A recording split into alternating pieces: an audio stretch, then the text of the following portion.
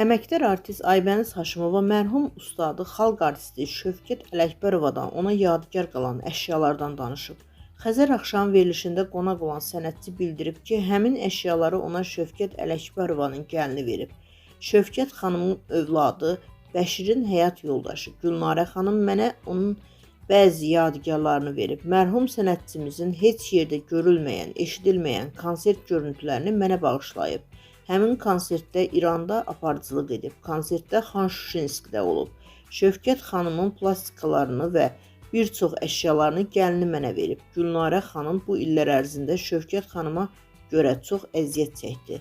Mən deyərdim ki, onun gəlini yox, qızıdır. Çünki qızı adamı belə yaşada bilər. Onun adını uca tutmaq üçün həmişə əlindən gələni edib. Bir-birinə də çox bənzəyirlər. Qeyd edək ki, Şövkət Ələkbərovanın anadan olmasının 103-cü ildönümü tamam olub.